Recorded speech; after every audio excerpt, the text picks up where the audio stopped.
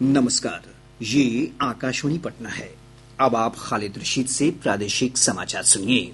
पहले मुख्य समाचार। वित्त मंत्री निर्मला सीतारमण आज लोकसभा में वित्त वर्ष 2025-26 का बजट पेश करेंगी। मुख्यमंत्री नीतीश कुमार की प्रगति यात्रा का चौथा चरण आज से भागलपुर में 141 विकास योजनाओं का उद्घाटन और शिलान्यास करेंगी। बिहार विद्यालय परीक्षा समिति द्वारा आयोजित इंटरमीडिएट परीक्षा आज से शुरू, 12 लाख से अधिक अभ्यर्थी हो रहे हैं शामिल। और 38वें राष्ट्रीय खेलों में बिहार की महिला रग्बी टीम ने रजत पदक जीता। पटना के शुभम ने वुशु मुकाबले के फाइनल में जगह पक्की की। अब समाचार विस्तार से। वित्त मंत्री निर्मला सीतारमण आज लोकसभा में वित्त वर्ष 2025-26 का बजट पेश करेंगी। यह नरेंद्र मोदी सरकार के तीसरे कार्यकाल का दूसरा बजट होगा। एक रिपोर्ट। 2019 में पदभार संभालने के बाद वित्त मंत्री निर्मला सीतारमण का यह लगातार 8वां बजट होगा। लोकसभा में बजट पेश किए जाने के बाद बजट की प्रति राज्यसभा में पेश की जाएगी। अपने बजट पूर्व परामर्श के दौरान वित्त मंत्री ने किसान संघों, कृषि अर्थशास्त्रियों, श्रमिक संघों, शिक्षा और स्वास्थ्य क्षेत्र, सूक्ष्म लघु और मध्यम उद्यम, व्यापार और सेवा, उद्योग, अर्थशास्त्रियों, वित्तीय क्षेत्र और पूंजी बाजार के विशेषज्ञों और प्रतिनिधियों सहित कई हितधारकों के साथ बैठकें की। 1 फरवरी 2021 को वित्त मंत्री सीतारमण ने पहला पेपरलेस बजट पेश किया था और तब से डिजिटल बजट पेश किया जा रहा है। बजट सत्र का पहला भाग 13 फरवरी तक चलेगा, जबकि सत्र का दूसरा चरण 10 मार्च से 4 अप्रैल तक चलेगा। सुपर्णा सैकिया के साथ अनुपम मिश्र, आकाशवाणी समाचार, दिल्ली।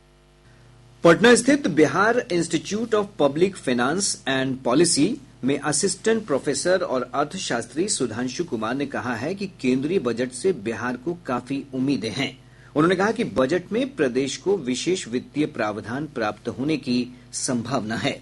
केंद्रीय बजट से बिहार को काफी अपेक्षाएं हैं और इस अपेक्षा का आधार केंद्र सरकार द्वारा तय किए गए 2047 तक भारत को एक विकसित और सशक्त राष्ट्र को भी रखा जा सकता है, जिसके लिए बिहार सहित देश के पूर्वी क्षेत्रों का तेजी से विकसित होना आवश्यक है। इस संदर्भ में जो बजट कर सकता है वह यह है कि राज्य के लिए विशेष वित्तीय प्रावधान किए जाएं, जिसके आधार पर आधारभूत संरचनाओं का विकास हो सके, जिसमें विभिन्न रोड से जुड़ी हुई, रेल से जुड़ी हुई परियोजनाओं के साथ साथ नए एयरपोर्ट का विकसित होना भी शामिल हो सकता है। वहीं आम लोगों को भी केंद्रीय बजट से काफी उत्सुकता है। आकाशवाणी समाचार से बातचीत में लोगों ने शिक्षा, स्वास्थ्य समेत अन्य क्षेत्रों में बजट आवंटन बढ़ाए जाने की उम्मीद व्यक्त की है। मेरा नाम कुमारी गुड्डी है। मैं उत्क्रमित माध्यमिक विद्यालय बेलवा काशीपुर किशनगंज में अंग्रेजी शिक्षिका के रूप में पदस्थापित हूँ। मैं राष्ट्रीय शिक्षक पुरस्कार प्राप्तकर्ता 2023 हूँ।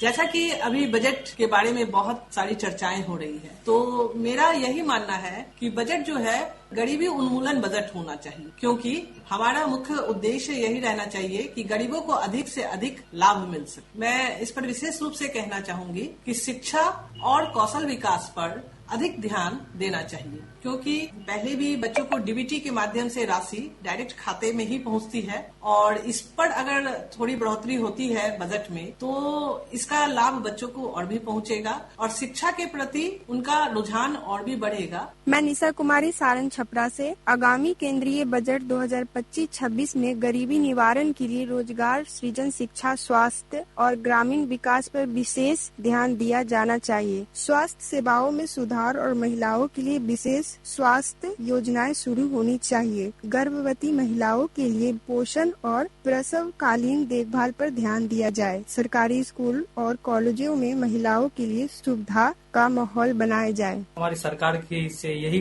निवेदन है कि यह जो बजट होगा वो निम्न वर्ग और मध्यम वर्ग के परिवार के लोगों को ध्यान में रखकर जो है बनाया जाना चाहिए। आज की सबसे बड़ी समस्या है वो है बेरोजगारी। उसका सबसे प्रमुख कारण हो गया है कि यहाँ पे के जो युवा है उसमें स्किल ज्यादा नहीं है, तो इसके लिए जो युवाओं में जो है स्किल डेवलपमेंट के लिए जो है बजट में जो है ध्यान में रखकर जो है ऐसे योजनाएं लाना चाहिए, जिससे कि लोग आज के युवा में जो है स्किल डेवलपमेंट हो। मैं सुधांशु शेखर, शिक्षक, बलदेव इंटर विद्यालय दानापुर कैंट। आगामी बजट में केंद्र सरकार को शिक्षा पर आवंटन बढ़ाना चाहिए, खास करके रोजगार परक शिक्षा पर विशेष जोर दिया जाए। जहां तक छात्रों के उन्मुखी का सवाल है, इस पर व्यावसायिक शिक्षा पर भी अधिक जोर दिया जाना चाहिए, जो कि विद्यालयों में भी बंद हो चुका है। और छात्रों के लिए अटल टिंकरिंग लैब की स्थापना भी की जाए, इसके लिए भी सरकार को आवंटन देना चाहिए। आज केंद्रीय बजट पेश किए जाने को देखते हुए बॉम्बे स्टॉक एक्सचेंज और नेशनल स्टॉक एक्सचेंज कारोबार के लिए खुले रहेंगे। ये तीसरा मौका है जब बजट के कारण शनिवार को शेयर बाजार खोला गया है।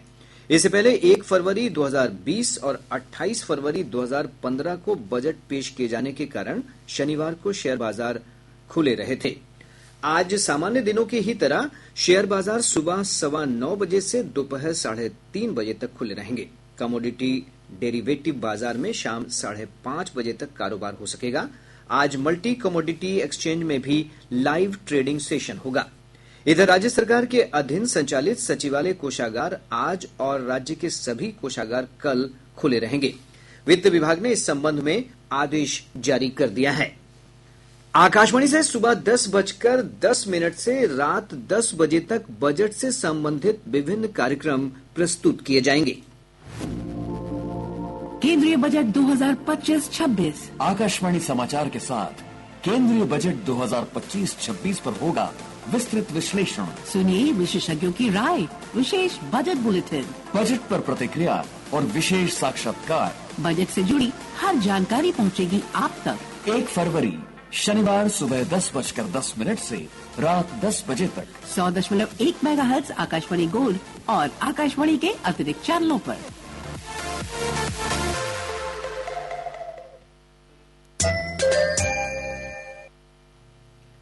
प्रादेशिक समाचार आप आकाशवाणी पटना से सुन रहे हैं।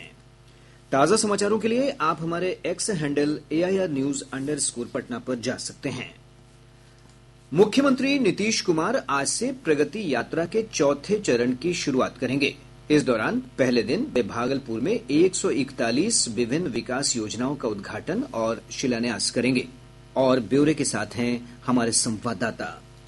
मुख्यमंत्री आज भागलपुर के इंटर स्तरीय विद्यालय बहादुरपुर सबौर के खेल मैदान में 1087 करोड़ रुपए से अधिक की 83 योजनाओं का उद्घाटन और लगभग 147 करोड़ रुपए की 58 योजनाओं का शिलान्यास करेंगे। मुख्यमंत्री सबौर स्थित कृषि विश्वविद्यालय में भी कृषि संबंधी विभिन्न योजनाओं का उद्घाटन और शिलान्यास करेंगे। इसके साथ ही मुख्यमंत्री वरिष्ठ अधिकारियों के साथ विभिन्न योजनाओं को लेकर समीक्षा बैठक भी करेंगे। मुख्यमंत्री नीतीश कुमार के आगमन को ले जगह जगह सुरक्षा के व्यापक इंतजाम किए गए हैं। आकाशवाणी समाचार के लिए भागलपुर से विनोद कुमार।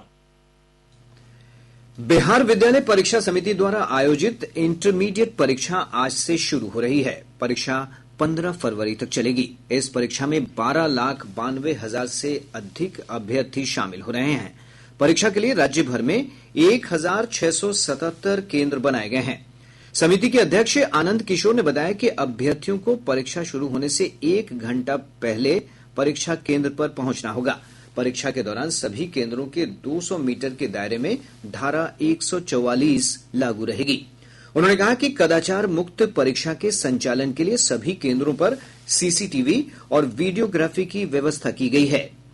इधर शिक्षा मंत्री सुनील कुमार ने सभी परीक्षार्थियों को शुभकामनाएं दी हैं। बिहार राज्य पथ परिवहन निगम ने महाकुंभ स्नान के लिए प्रयागराज जाने वाले श्रद्धालुओं के लिए बस सेवा की शुरुआत की है। परिवहन सचिव संजय कुमार अग्रवाल ने बताया कि ये बस प्रतिदिन पटना से आरा, मोहनिया और वाराणसी के रास्ते प्रयागराज पहुंचेगी। ये सेवा 28 फरवरी तक जारी रहेगी। पटना से ये बस रात 8:30 बजे रवाना होकर सुबह 4 बजे प्रयागराज पहुंचेगी। वहीं प्रयागराज से रात 10 बजे ये बस चलेगी, जो अगले दिन सुबह 5 बजे पटना पहुंचेगी।